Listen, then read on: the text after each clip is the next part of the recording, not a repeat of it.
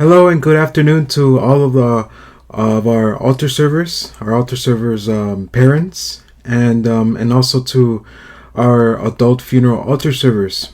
And I've invited the funeral altar servers also to do this series because they are also part of the ministry of altar serving. And so for today's session, I'm just gonna kick it off very slowly, not too heavy on material, but on a story to begin the series.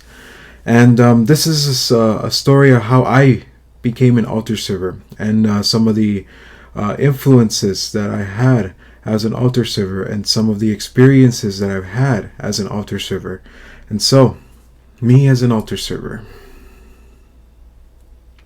Well, as far as I can remember it, I didn't go to Catholic school in the beginning. I started in a public school in kindergarten, and then afterwards, when I went to first grade, the school administration actually and my teacher actually recommended me to transfer out of the school because I just wasn't really getting enough out of the classes, and everyone could see that I needed something more, and so my parents were considering another public school because at that time they didn't really understand or did not know the Catholic school network, and so, but then my dad came into contact with one of his clients, and then they were explaining what the Catholic school is, who the principal was, and so he was recommending my dad to take me and my sister and I to the Catholic school, and so eventually I started school at the Catholic school in second grade, and once the school year started, there were some of the things that I have never experienced before. And I thought it was going to be the same all throughout because kindergarten, it was a lot of fun. We painted, we had lunch in our classrooms. In this case, we had picnic days. And so first grade, second grade, I thought it was just going to be the same thing. Picnic days, painting, etc. But no, they were different. And so one another thing that was different in second grade was every week we had to go to mass. Our teachers take us to mass, and so entering the church for the first time in the school and my parish, I said to myself, I remember telling one of my classmates, "Who's God? Who is this God that you're talking about?" Because in Spanish, the way my family raised me to know who God is by saying words like Diosito, or I don't, in English, Papa. I know if many of you are familiar with the book or the movie The Shack, where God is usually referenced as Papa, but in this case, in Spanish, we referenced him as Papa, or Papa. So that's how we got to know who God is, just by calling him Diosito or Papa. But then when I started to encounter God's name in English, I said, who's God? I know him as Diosito, but who is God? And so my classmates actually pointed the finger straight at the tabernacle. And he said, well, that's God over there. And so I'm like, oh, I understand now. So I sort of did my little translation in my head. God means Diosito, and Diosito means God. So you must be talking about God. And so it was really odd going to mass the first time and as a class. And one of the things that captivated me from mass is the kids that would usually help at the mass. And so I saw them wearing these long red gowns with a shirt, a white shirt over those red long gowns. And I said to myself, I kind of want to help the priest. I want to help the priest. I want to be one of those kids helping the priest. And so I didn't know how at that time, but every single week, once a week, we had a nun come over to our class to give us religious education. Even though our teachers gave us religious education, but this particular nun gave us special kind of special religious education. Sort of the way how the priest walks around the school visiting the classrooms and giving a little talk. It's the same thing that the nun used to do at this. But at that time, the priest, the pastor also came over, and the nun came over to give us special religious education. And she would leave us homework. Father would leave us homework too. And but sooner or later, I came to discover that this particular nun was the coordinator of the altar servers. And lucky enough for me, she was looking to recruit more altar servers.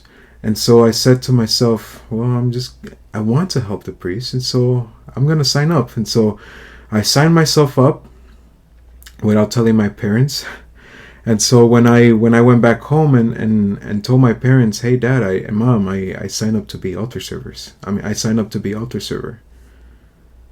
The look on my parents' face was like, what? Now, what have you done? So in this case, my parents and I and my family, we weren't going to church enough every Sunday. We didn't really got involved in the church. We just went to the church just to go to school, and we used to go to mass. And my parents were really involved. They weren't really ministers. They weren't volunteers. They were just taking us to school and back, and just staying away from the life of the parish. So that's why they were shocked. That's why they were, what have you done? Because they're not used to going to church every Sunday, and now they have to go to church every Sunday. And that time our church had 9 masses. So starting at 7:30 in the morning and ending at the last mass at 7:30 at night. And so 7:30, 9 o'clock, 10:30, 12, 1:30, 3, 4:30, 6, and finally the last mass at 7:30 p.m.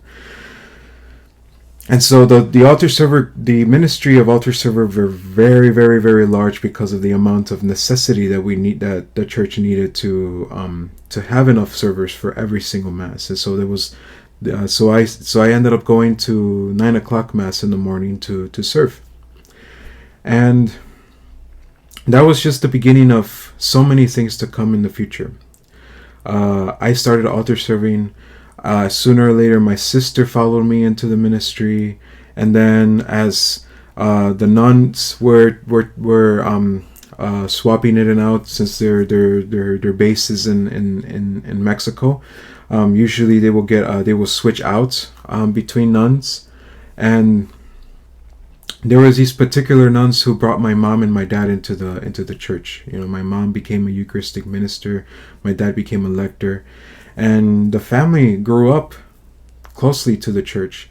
And as long as I can remember, I've been serving since then, since that first day in the 9 o'clock mass, where I had no idea what to do, where I had no idea what to, how to hold my hands, or where to get my candle, or where to stand. So I basically was just following the example of the kids who were already trained and been spending time being altar servers at that time. But some of my experiences as an altar server were up and down. The ups were that I began to understand a little bit more on why altar servers are needed in this case, or the role and the important role of altar servers in the mass. Some of our coordinators taught us that we were angels, that we were guardians, custodians, guards of Jesus. We were there to serve him. But ultimately, my good experiences were some of the people who trained me, some of the seminarians, some of the priests. My godfather, who was at that time the associate pastor, newly ordained associate pastor there, who became my confirmation sponsor, taught me what I know today. The seminarians who are now priests taught me what I know today. And so it's thanks to those experiences, thanks to those people that I've grown in my faith, that I've grown to love the liturgy, who have helped me to understand it a little bit more. And one of the things that they helped me to understand a little bit more is they got me this gift on I think it was one of my birthdays or on the day of my confirmation. Pretty sure it was on the day of my confirmation. Let me show you. This daily Roman Missal. Of course, when I was confirmed, this wasn't the Roman Missal that was given to me. It was actually, here it is. This was the actual Roman Missal that was given to me on, as you can see, is already old. My dad uses it now. But this was the Roman Missal that was given to me on the day of my confirmation. How does this impact my my knowledge and my love for the liturgy? One of the great positives that occurred to me when I have this Roman Missal is that I got to follow the Mass from beginning to end all the time. And always, I was particularly stuck going into one of the parts of the Mass where it's called the Eucharistic Prayer. So, Father would say, "The Lord be with you," and we respond, "and with your spirit." And then he says, "Lift up your hearts," and then we say, we lift them up to the Lord. Then the priest says, "Let us give thanks to the Lord our God," and then we say, well, back then it says, we used to say, "It is right to give thanks and praise." But now we say, "It is right and just." But after that, after we say it is right to give thanks and praise, as I follow the Mass, I'm like, I said, where are we? There's a couple of prayers that are said here, but I don't know, where are we? Well, what is Father saying? And so I was carefully just listening to what he was saying, and then from there I would sort of find our place in the Mass. And sooner or later I came to figure out that he was saying a prayer called the Preface.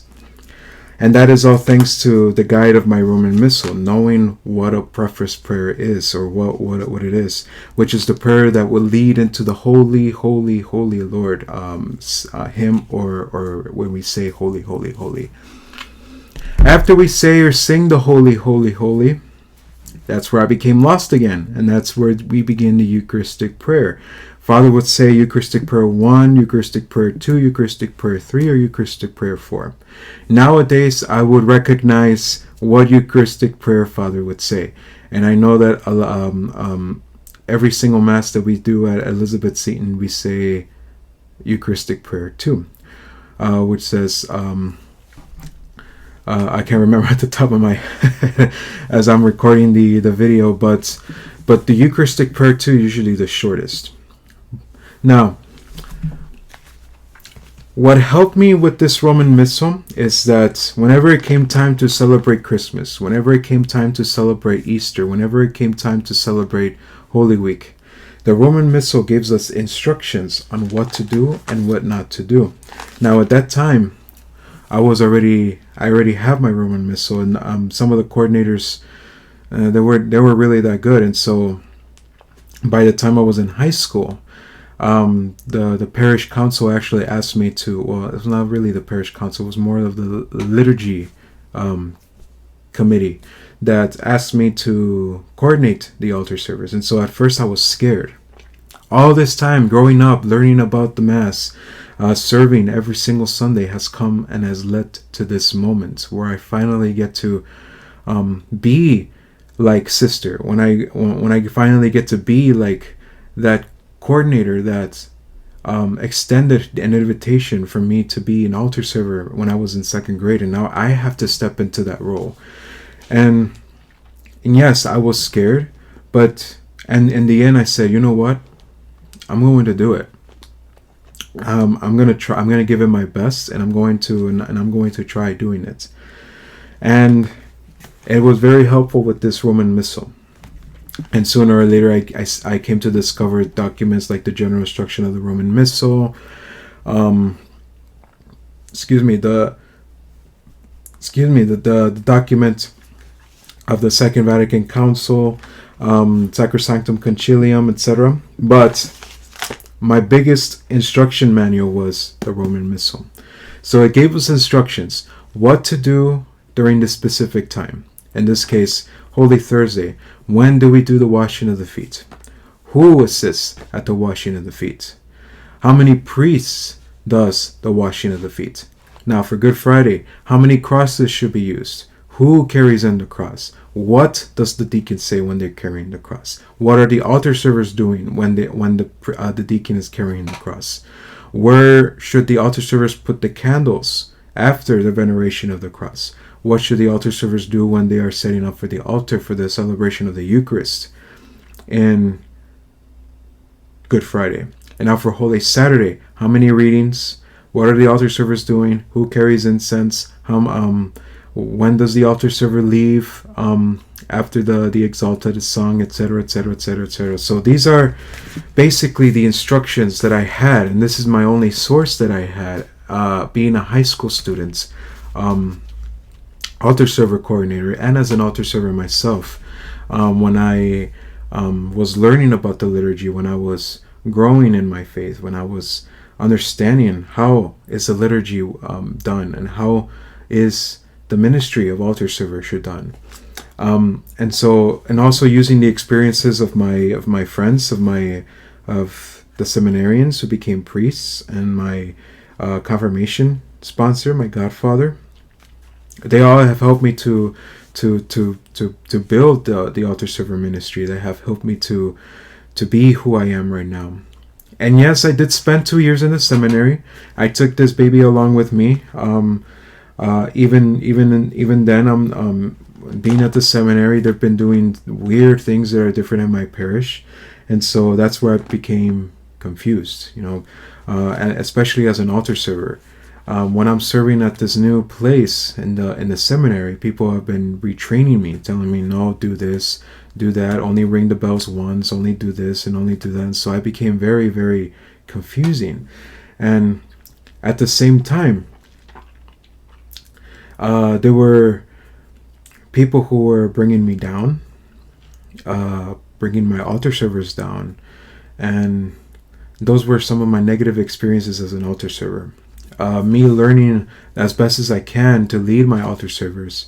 There's been individuals who have been telling me, Carlos, you don't know nothing about liturgy.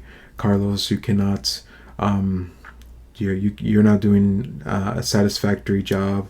And then even gotten to the point where they have yelled at one of my altar servers, and it was just a really, really bad experience.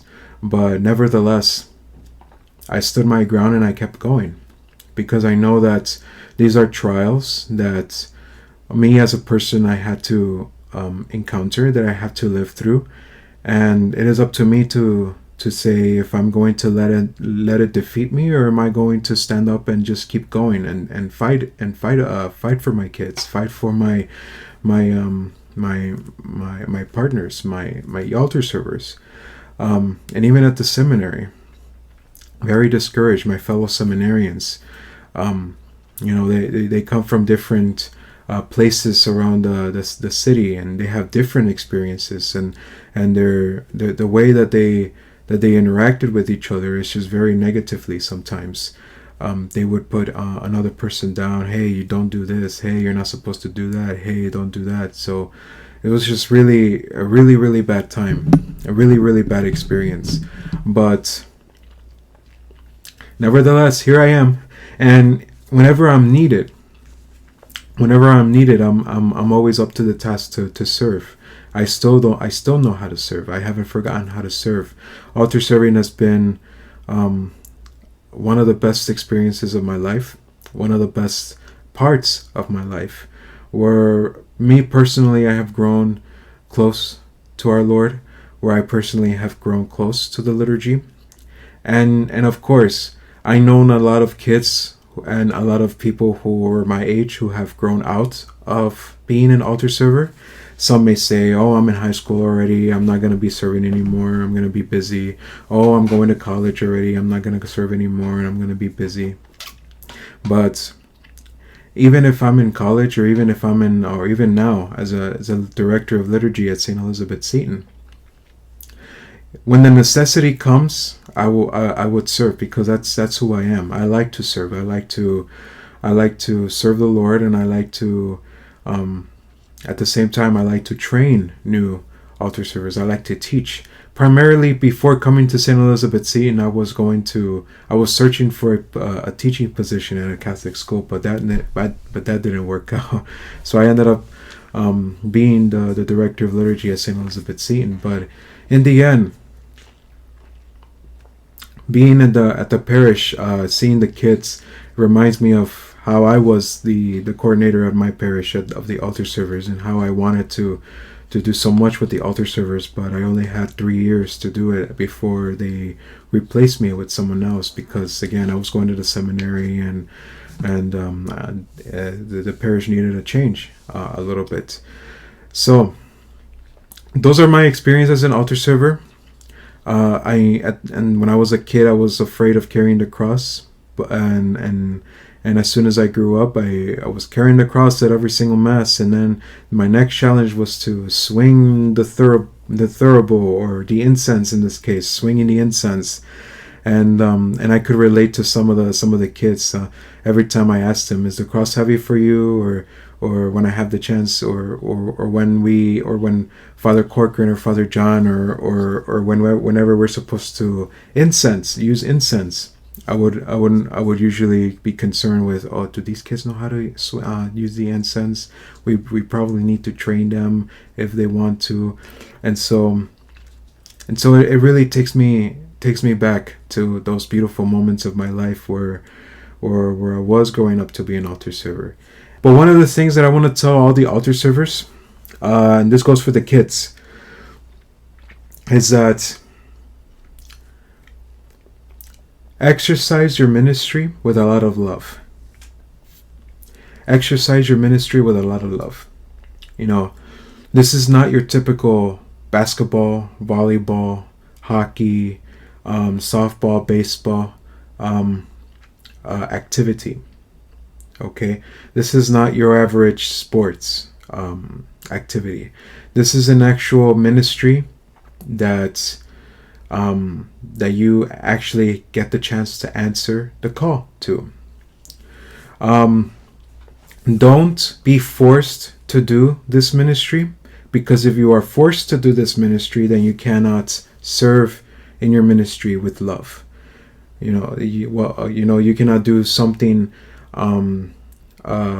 with love if you are forced to do it. You know what I'm saying? So for the kids, do your ministry with love, or work at your ministry with love. It requires responsibility, it requires dedication, it requires a lot of time too. And I know that because as a student, it takes most of us. It takes a lot of time out of our schedule to be an altar server. I mean, at the same time, I also had karate class. I had a basketball at my school, but at the same time, one of the things that my parents taught me was to be responsible with my schedule, be responsible with my things. In this case, if I am unable to be at the church for whatever reason, if I had a tournament, basketball tournament, basketball game, or karate tournament, etc., pick up the phone, call the coordinator, and say you're not going to be there, and then that's it. Or switch with someone. Do not just go to your basketball game and just leave everything else unattended, because that's lacking responsibility and dedication to the ministry. And so if you're going to love your ministry, if you're going to exercise your ministry with love, make sure that you also treat it with love and respect. It's the same thing if you were to miss practice on a Saturday, or to miss practice on a Sunday. You call up the coach, you email the coach. You do not tell your friends that you're not going to go, or you do not tell your friends, hey, tell the coach that I'm not going. No. You go directly up to the coach and you say, Coach, I'm not going to be able to come to practice this weekend because of X and Y reason. Or you call up Father John and you say, Father John, I'm not going to be able to serve this Sunday because I'm going to visit my sister down in New York, or something like that, or I don't know, whatever the reason.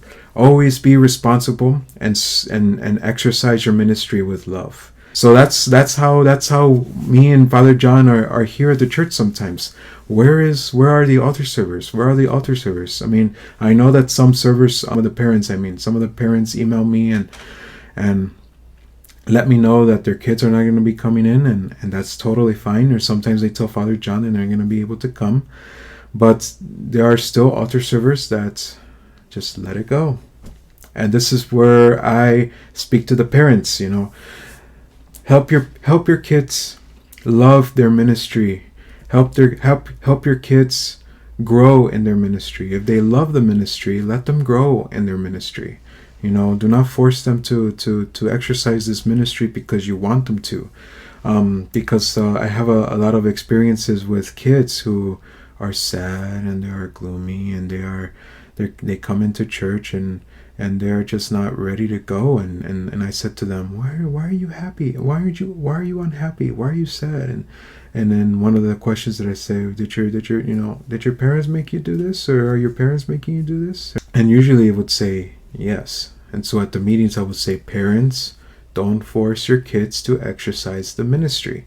Let your kids grow in your ministry. If they really want to serve, let them serve, support them, be behind them, get them to practice. It's the same thing again, I'm going to repeat it. It's the same thing as in the sport. If the kid wants to go into sports, you got to support them in that. You got to take them to their games, you got to take them to practice, and you got to help them to be responsible and be managing their schedule. Otherwise, what's the point?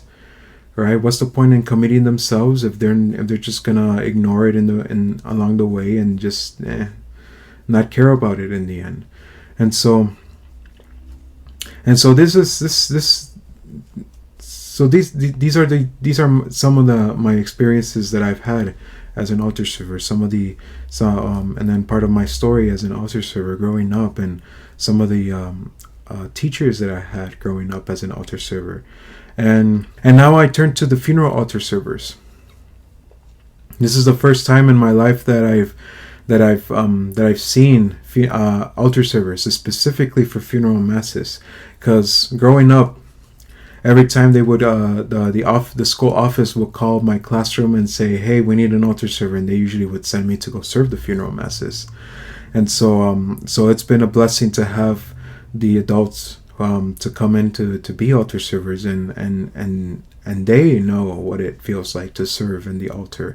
They know what it feels like to use the incense, or to carry the cross, or to help set up for mass. So they are basically sacristans, altar servers, sometimes if Eucharistic ministers, and then the rare cases, sometimes they are readers. So 4 things at the same time that they are doing the funeral, but the funeral is very different than a regular Sunday mass or weekday mass. But the funeral altar servers are doing a very great job, as well as the altar servers.